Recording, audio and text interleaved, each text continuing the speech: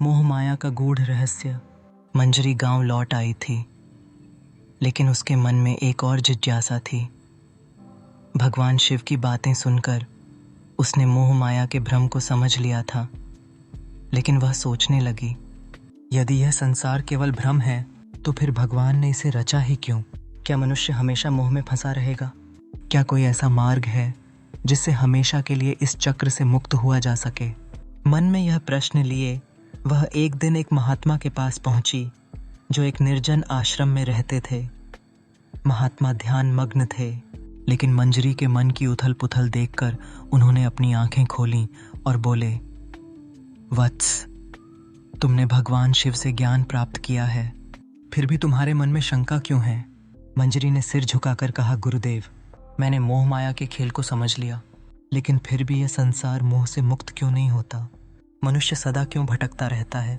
महात्मा मुस्कुराए और बोले, मैं तुम्हें एक और कथा सुनाता हूँ, इसे ध्यान से सुनो, तुम्हें अपने उत्तर मिल जाएंगे। राजा विक्रम और महर्षि अगस्त्य की कथा सत्ययुग की बात है। एक राजा था जिसका नाम विक्रम था। वह प्रजा का अत्यंत प्रिय राजा था।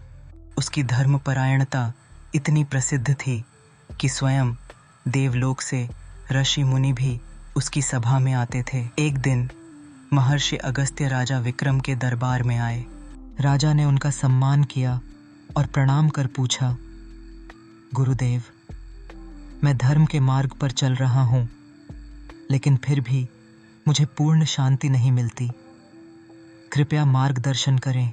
महर्षि अगस्त्य मुस्कुराए और बोले, राजन, यह संसार मोह का जाल है। जब तक मनुष्य इसमें फंसा रहेगा वह कभी पूर्ण शांति प्राप्त नहीं कर सकता। राजा ने पूछा, गुरुदेव, लेकिन क्या कोई ऐसा उपाय नहीं जिससे मनुष्य इस जाल से मुक्त हो सके? महर्षि अगस्त्य बोले, इसका उत्तर पाने के लिए तुम्हें एक विशेष यज्ञ करना होगा।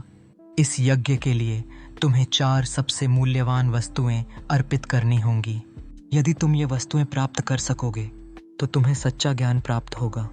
राजा ने विनम्रता से पूछा, गुरुदेव, वे 4 वस्तुएं क्या हैं? महर्षि अगस्त्य ने कहा, एक ऐसा रत्न जो कभी पुराना न हो, एक ऐसी वस्तु जो न कभी जल में भीगे न कभी आग में जले, एक ऐसा व्यक्ति जो कभी किसी मोह में न पड़ा हो, एक ऐसी स्त्री जो कभी किसी पुरुष से आकर्षित न हुई हो। राजा ने यह सुनते ही खोज शुरू कर दी, सत्य का अनावरण। राजा ने सबसे पहले पहला रत्न ढूंढने के लिए अपने मंत्री को भेजा। मंत्री ने कई देशों में खोज की, लेकिन कोई भी ऐसा रत्न नहीं मिला जो कभी पुराना न होता हो। अंततः वह एक तपस्वी के पास पहुंचा और उससे यह प्रश्न पूछा। तपस्वी मुस्कुराए और बोले, राजा से कहो कि सच्चा रत्न केवल ज्ञान है जो कभी पुराना नहीं होता। मंत्री ने यह उत्तर राजा को बताया। राजा को पहली वस्तु का उत्तर मिल गया। अब राजा ने दूसरी वस्तु की खोज की। वह एक बड़े समुद्र के पास गया, जहां एक संत गहरे ध्यान में लीन थे। राजा ने उनसे पूछा, गुरुदेव, कोई ऐसी वस्तु बताइए जो न पानी में भीगे न आग में जले। संत ने कहा, राजन, वह वस्तु केवल आत्मा है। आत्मा न कभी जल में डूबती है न कभी अग्नि में जलती है। राजा को दूसरी वस्तु का उत्तर मिल गया। अब राजा तीसरी वस्तु ढूंढने के लिए निकला, एक ऐसा व्यक्ति जो कभी किसी मोह में न पड़ा हो। उसने कई ऋषियों से पूछा, लेकिन कोई भी ऐसा नहीं था जिसने मोह का अनुभव न किया हो। अंततः राजा एक बालक के पास पहुंचा जो पूर्ण ध्यान में बैठा था। राजा ने उससे पूछा, वत्स, क्या तुमने कभी मोह का अनुभव किया है? बालक ने उत्तर दिया, राजन, जो व्यक्ति सच्चे हृदय से केवल भगवान की भक्ति करता है वही मोह से मुक्त होता है। राजा को तीसरी वस्तु का उत्तर भी मिल गया। अब अंतिम वस्तु बची थी, एक ऐसी स्त्री जो कभी किसी पुरुष से आकर्षित न हुई हो। राजा ने कई स्थानों पर खोज की, लेकिन उसे कोई ऐसी स्त्री नहीं मिली। अंत में वह एक देवी मंदिर में गया और वहां की पुजारिन से पूछा। पुजारिन मुस्कुराई और बोली, राजन, हर स्त्री, चाहे वह देवी हो या दासी, उसका आकर्षण केवल परमात्मा के लिए होना चाहिए। यदि कोई नारी केवल ईश्वर को प्रेम करे तो वही सच्चे प्रेम का उदाहरण है।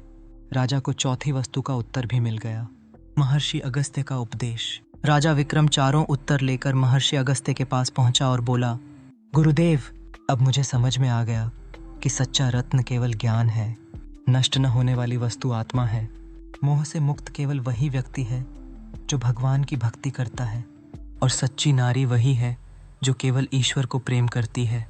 महर्षि अगस्त्य ने राजा को आशीर्वाद दिया और बोले, राजन, अब तुम मोह माया से मुक्त हो चुके हो। यही संसार का रहस्य है। राजा परम ज्ञान प्राप्त हुआ और वह सदा के लिए संतुष्ट हो गया। मंजरी का आत्मज्ञान। मंजरी ने यह कथा सुनी और उसकी आंखें खुल गईं। उसने सोचा थी, अब मैं समझ गई कि मनुष्य मोह में क्यों फंसता है। जब तक वह ईश्वर के प्रेम को नहीं समझता, तब तक उसे यह संसार मोह का जाल ही प्रतीत होता है। लेकिन जो व्यक्ति सच्चे प्रेम और भक्ति से ईश्वर को समर्पित हो जाता है, वही इस मोह से मुक्त हो सकता है। मंजरी ने महात्मा के चरणों में गिरकर प्रणाम किया और कहा, गुरुदेव, अब मैं केवल ईश्वर की भक्ति में अपना जीवन लगाऊंगी। महात्मा ने उसे आशीर्वाद दिया और बोले, वत्स, अब तुम ज्ञान के पथ पर अग्रसर हो।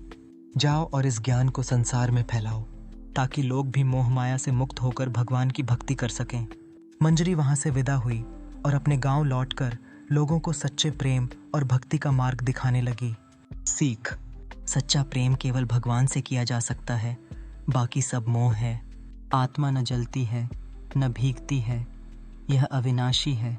जो व्यक्ति केवल ईश्वर की भक्ति करता है, वही मोह से मुक्त होता है। नारी वही महान है जो केवल भगवान को प्रेम करती है। मंजरी अपने गांव लौट आई थी, लेकिन अब वह पहले जैसी नहीं थी। भगवान शिव और महर्षि के उपदेशों ने उसके भीतर एक नई चेतना जगा दी थी। अब वह हर व्यक्ति को समझाने लगी कि यह संसार केवल एक माया जाल है और सच्चा प्रेम केवल भगवान से किया जा सकता है। लेकिन जब उसने गांव के लोगों को यह ज्ञान देना शुरू किया, तो अधिकांश लोग हंसने लगे। अरे, ये लड़की तो सन्यासी हो गई है, अब यह हमें बताएगी कि जीवन कैसे जीना चाहिए। कुछ लोगों ने उसका मजाक उड़ाया, तो कुछ ने उसे पागल तक कह दिया। मंजरी को यह देखकर दुख हुआ। उसने सोचा, जब भगवान ने मुझे यह ज्ञान दिया है, तो मुझे इसे दूसरों तक पहुंचाना ही होगा, चाहे वे इसे स्वीकार करें या नहीं। गुरु की खोज। मंजरी ने यह समझ लिया कि केवल उपदेश देने से लोग नहीं बदलेंगे। उसे स्वयं एक सच्चे गुरु की तलाश करनी होगी, जो उसे गहराई से समझा सके कि मनुष्य मोह माया के बंधन से कैसे मुक्त हो सकता है। वह अपने घर से निकल पड़ी और हिमालय की ओर चल दी। कई दिनों की यात्रा के बाद वह एक गुफा के पास पहुंची, जहां एक महान संत तपस्या कर रहे थे। मंजरी ने उनके चरणों में गिरकर कहा, गुरुदेव, मुझे मोह से मुक्ति का अंतिम उपाय जानना है, कृपया मुझे ज्ञान दें। संत ने अपनी आंखें खोली और बोले, वत्स, तुमने सत्य की खोज में एक लंबी यात्रा तय की है, लेकिन क्या तुम इसके लिए तैयार हो? मंजरी ने सिर झुकाकर कहा, गुरुदेव, मैं हर परीक्षा देने के लिए तैयार हूं। संत मुस्कुराए और बोले, अच्छा, तो पहले यह बताओ, मोह से मुक्त होने के लिए क्या करना चाहिए? मंजरी ने उत्तर दिया, गुरुदेव, मनुष्य को भगवान की भक्ति करनी चाहिए और अपने मन को मोह माया से हटाकर आत्म साक्षात्कार करना चाहिए। संत ने सिर हिलाया और बोले, सही कहा, लेकिन क्या तुम यह जानती हो कि मनुष्य को मोह में डालने वाली सबसे बड़ी शक्ति क्या है? मंजरी सोच में पड़ गई। वह बोली, गुरुदेव, मुझे नहीं पता, कृपया बताइए। संत ने उत्तर दिया, मनुष्य को मोह में डालने वाली सबसे बड़ी शक्ति है उसका अपना अहंकार। अहंकार, जब तक अहंकार रहेगा, तब तक मनुष्य मोह से मुक्त नहीं हो सकता। अहंकार का त्याग। संत ने एक और कथा सुनाई। एक समय की बात है, एक राजा था जो बहुत धर्मपरायण था। वह प्रतिदिन मंदिर जाता और बहुत दान पुण्य करता। लेकिन एक दिन एक संत ने उससे पूछा, राजन, तुम यह सब किस लिए कर रहे हो? राजा ने उत्तर दिया, मैं भगवान की भक्ति कर रहा हूं और अपने कर्मों से पुण्य अर्जित कर रहा हूं।